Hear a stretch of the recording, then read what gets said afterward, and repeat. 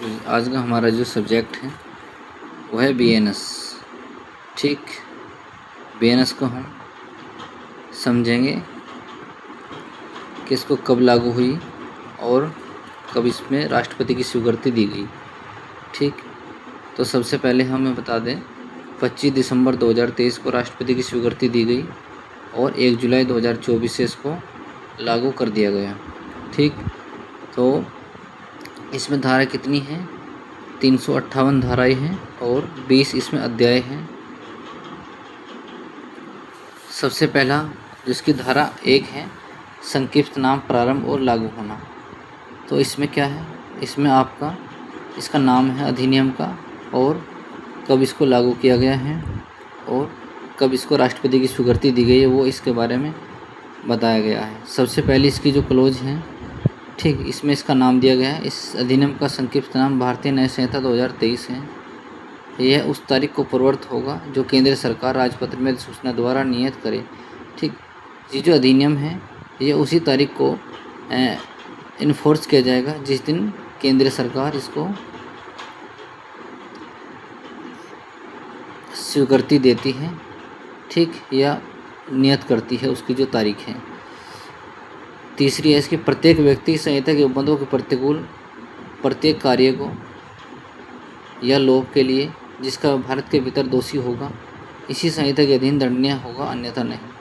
ठीक, अगर कोई भी व्यक्ति है वो इस संहिता के उपबंधों के प्रतिकूल प्रत्येक कार्य किसी प्रकार का कोई भी क्राइम करता है तो वो इस धारा के अधीन ही दंडनीय होगा, अन्यथा नहीं। इससे अलावा अगर कोई क्राइम करता है तो वो दंडनीय नहीं माना जाएगा। अगर इसके अंतर्गत कोई क्राइम करता है तो उसको दंडित किया जाएगा।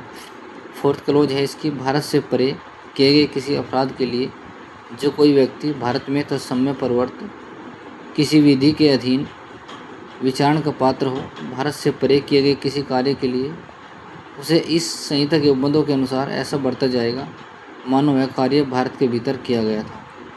जिसकी फोर्थ क्लोज है वो ये कहती है कि अगर कोई भी व्यक्ति है जो भारत के अंतर्गत कार्य करता है, क्राइम करता है, तो उसको ऐसा माना जाएगा, अगर वो आउट ऑफ इंडिया भी कोई क्राइम करता है तो उसको ये माना जाएगा कि वो भारत के अंतर्गत कार्य करता है, ऑफेंस करता है इंडिया में।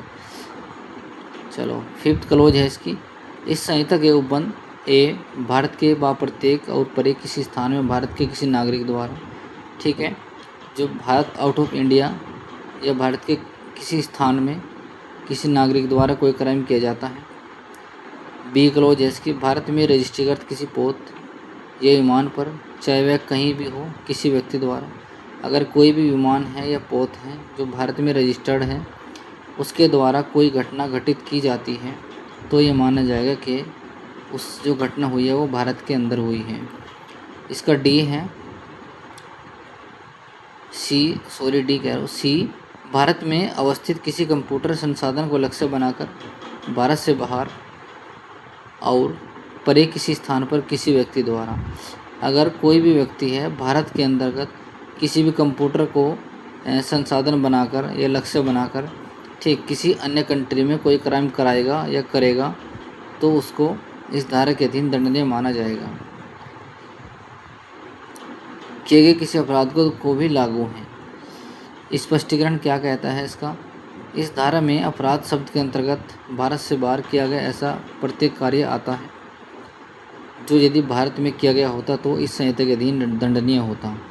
अगर मैंने पहले भी बताया भारत का कोई नागरिक है, भारत से बाहर आउट ऑफ इंडिया कोई क्राइम करता है, ठीक, और वो भारत के किसी भी स्थान में पाया जाता है तो उसको भारत के अंतर्गत भारत की विधि से ही दंडनीय किया जाएगा। उसका जो ट्रायल होगा वो इंडियन लॉ के अनुसार होगा, भले ही उसने क्राइम आउट ऑफ इंडिया में किया हो।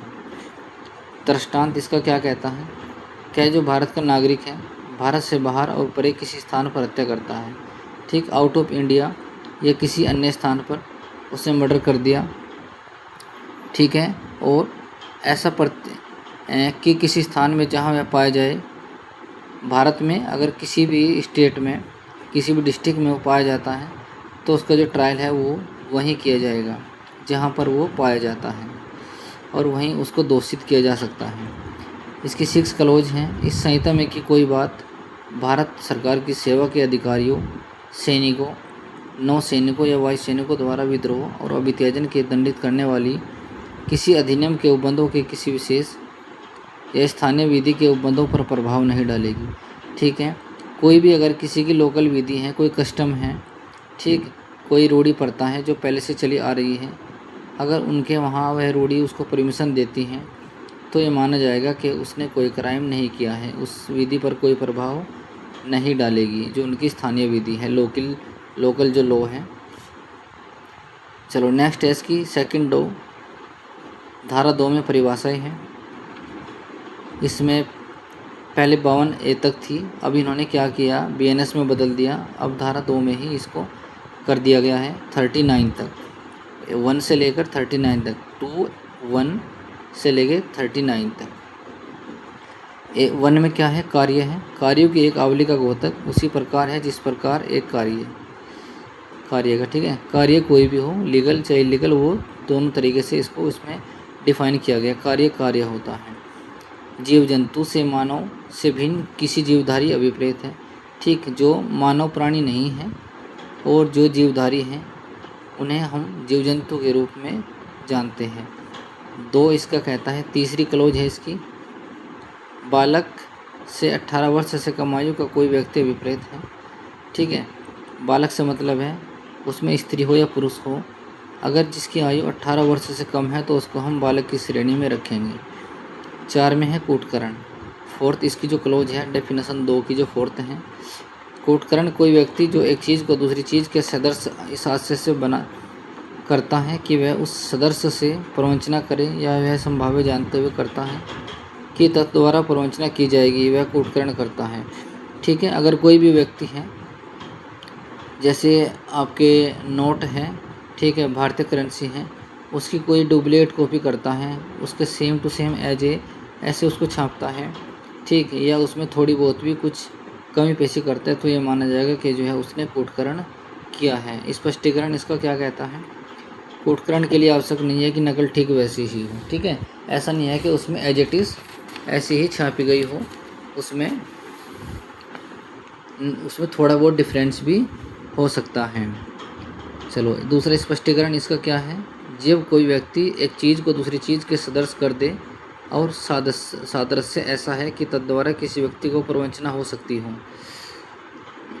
ठीक, उसने ऐसा क्राइम कर दिया, ठीक है, नकली नोट छाप दिए और संभावना यह है कि उसको वो अमल में लाने की कोशिश कर रहा है, उससे किसी व्यक्ति की प्रवंचना करेगा। तो जब तक कि तत्प्रतिकूल साबित नहीं किया जाए, उदाहरण की जाएगी कि जो व्यक्ति एक चीज़ को दूसरी चीज़ के इस प्रकार सदृश बनाता है, उसका आशय उस दृढ़ द्वारा प्रवंचना करने का था। ठीक, तो यही कहा जाएगा। अब जिस व्यक्ति ने जैसे कोई भी वस्तु है उसकी सेम एज इट इज़ ऐसी वस्तु निर्माण किया है, तो उसकी जो इंटेंशन थी वो इंटेंशन यह थी कि वो सामने वाले को प्रवंचनापूर्ण आशय में फंसा ले। चलो नेक्स्ट है इसका 5वीं क्लोज, न्यायालय से न्यायाधीश अभिप्रेत है जिसे न्यायिक कार्य करने के लिए विधि द्वारा अकेले ही सशक्त किया गया है। ठीक है, आपने देखा होगा एक कोर्ट में एक ही जज साहब होते हैं। ठीक, तो न्यायालय से मतलब है न्यायाधीश, ठीक, जिन्हें अपनी कोर्ट की पूरी पावर होती है, या उस न्यायाधीश निकाय का जिसने एक निकाय के रूप में न्यायिक कार्य करने के लिए विधि द्वारा सशक्त किया हो। ठीक है, जब तक कि ऐसा न्यायाधीश और न्यायाधीश निकाय न्यायिक कार्य कर रहा है। 6th में है इसका मृत्यु से जब तक कि संदर्भ से प्रतिकूल प्रतीत न हो, मानव की मृत्यु अभिप्रेत है। ठीक है, इसमें जो मृत्यु अभिप्रेत है वो मानव की मृत्यु अभिप्रेत मतलब इंसान मनुष्य की मृत्यु से इसका तात्पर्य है। 7th क्लोज है इसकी, बेईमानी से इस आशय से कोई कार्य करना अभिप्रेत है जो एक व्यक्ति को सदोष अभिलाभ करे या अन्य व्यक्ति को सदोष हानिकारित करे।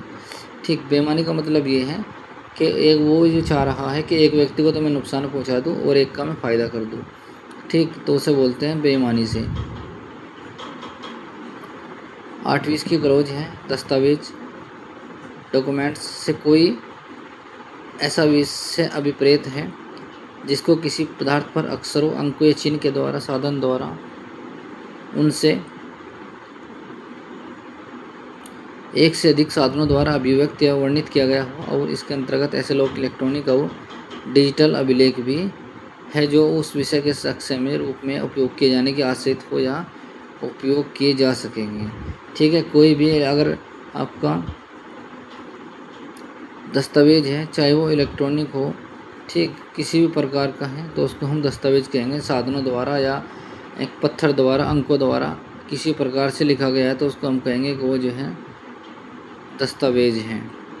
स्पष्टीकरण क्या कहता है इसका? यह तत्वहीन है कि किस साधन द्वारा या किस पदार्थ पर अक्षर, अंक या चिन्ह बनाए गए हैं, या यह है कि साक्ष्य किसी न्यायालय के लिए आश्रित है या नहीं, या उसमें उपयोग किया जा सकेगा या नहीं। ठीक, इसमें ये तत्वहीन है कि जो साधन है किस पदार्थ पर लिखा गया था या किस अक्षर या अंक द्वारा लिखा गया था। ठीक, दृष्टांत क्या है इसका? किसी संविदा के निबंधों को अभिव्यक्त करने वाला लेख जो उस संविदा के संबंध के, उस संविदा के साक्ष्य के रूप में उपयोग किया जा सके, दस्तावेज है। कोई भी अगर कॉन्ट्रैक्ट है, उसके जो निबंधन है अभिव्यक्त करने वाला लेख है। चलो नेक्स्ट है हमारा बी, बैंक कार पर दिया गया चेक दस्तावेज है। जो बैंक कार है, कैशियर है, ठीक, उसको दिया गया जो चेक है वो दस्तावेज है। मुख्तारनामा दस्तावेज है। डी में मानचित्र रेखांक जिसको साक्ष्य के रूप में उपयोग में लाने का आशय हो या जो उपयोग में लाया जा सके, दस्तावेज है।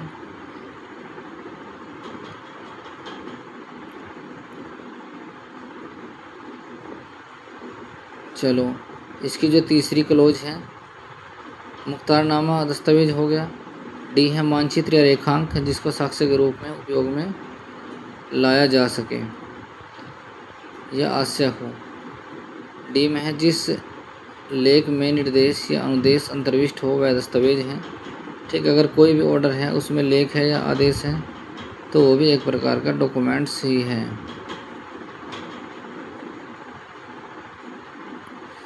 ठीक है, नेक्स्ट है हमारा,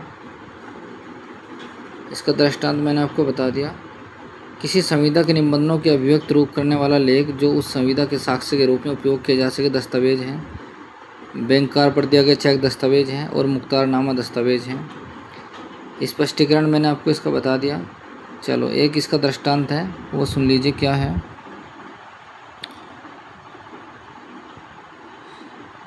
क्या एक विनिमय पत्र की पीठ पर जो उसके आदेश के अनुसार देय है अपना नाम लिख देता है? कोई भी अगर चेक है, बिल ऑफ एक्सचेंज है, उसने क्या किया, उसकी जो बैक साइड है उस पर अपना नाम लिख दिया।